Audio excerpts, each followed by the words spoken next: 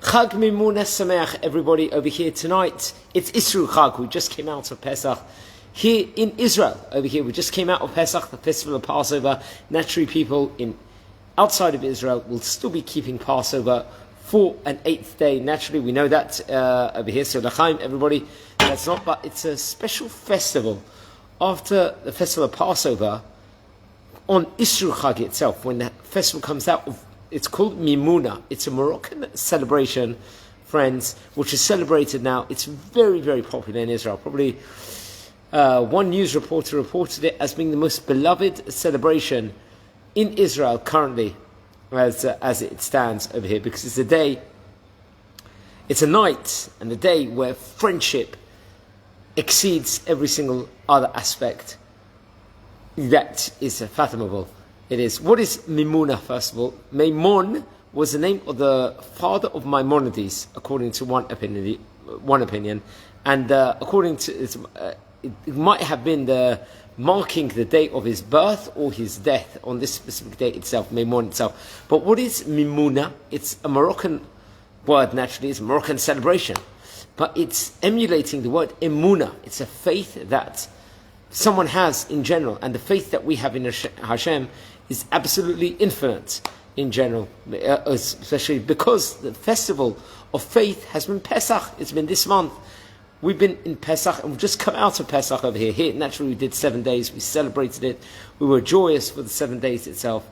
And the festival, it very much commemorates Pesach because it's in the festival of Nisan. The Mimouna shows the Imuna that someone has in Hashem. Why is it? What do we do in this specific day? We have many, many Moroccan delicacies on this day, such as sphinge and other great delicacies. But why?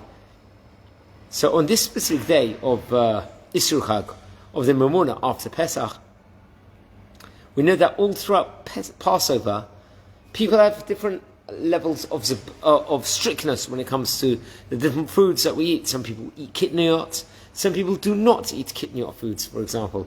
Some people might have more strict things, but it's a day when we come out of Passover over here. All of a sudden, on this fantastic Moroccan celebration, we all celebrate with each other. We bring the different foods and delicacies to each other and share it as in like no hard feelings. You are more strict. You ate kitniot. You didn't eat kitniot. You're more strict than us.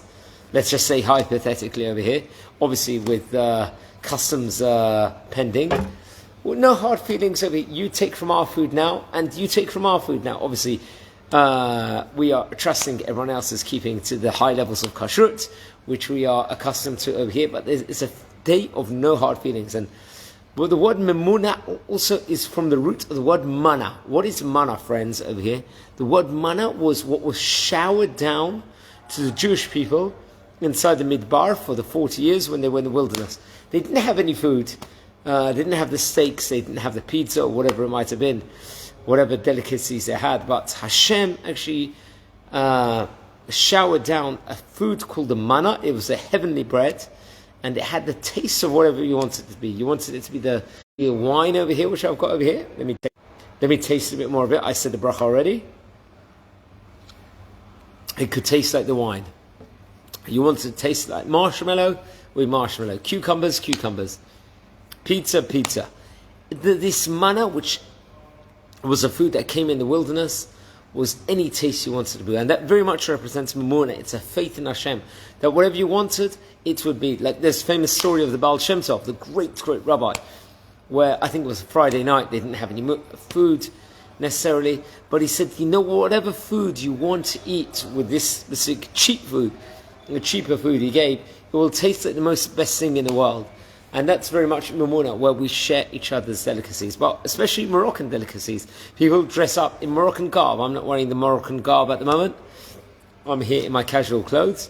But people will dress up in it, and a huge celebration. Prime Minister celebrate it, and everything else. This specific year, with the situation of the 7th of October, the Simchat Torah atrocities, even the chief rabbi of Jerusalem, Rabbi Shlomo Amar, said to maybe not celebrate it so much in so much fashion this year, or not celebrate it at all. But still, people were celebrating it, so it would be irresponsible not to talk about it in today's video. which I've had over here. So it's a day of celebration. It's reported over since the 18th century. People have celebrated this specific festival over here. Also, it happens to be Isru Chag. Isru Chag also is a day, auspicious time also, where we celebrate the coming out of the Chag. It's a day where we celebrate. The different sources say that one should gladden themselves. They should have good food, good su'udah on this specific day, and everything else on Isru Chag. Still, Isru Chag itself, you can listen to music, but after Isru Chag comes out, all the laws till Lag BaOmer, Lad BaOmer, or till Shavuot time will apply within regards to Sfirat Omer also. So currently in Israel, we read the 7th day. We counted the 7th day of the Omer at the moment, but this Mimouna festival is fantastic. Moroccan food is amazing also. The Moroccan delicacies is amazing. So I recommend everyone to try some of the Moroccan food. A sphinge is a favorite. It's a donut which people will eat also, especially during the Hanukkah festival. But there's so many different Moroccan delicacies. I very much recommend everybody to have it over here. It's actually, I'm in a hotel at the moment, and let's just go for a quick walk at the moment. It's very, very quiet. Very, very surprising. It was packed over here. We did the Havdalah over here. If you watch over the previous video, we did at the moment. And we'll just go for a short walk. I ate a lot of food over this Passover, especially on the 7th day. We had dinner downstairs and last night, and also upstairs last night, because there's a Simchat Chag, where we have basar and wine, dry red wine ideally, and that's very much to try to epitomize that also. And this morning, went to the synagogue, and it was absolutely fantastic. We had some roast beef last night, also today. Had the dry red wine and everything else. I'm going to finish off with l'chaim over here. Wishing all a great day. It's actually funny because I think I did the Daf Yomi video exactly a year ago here.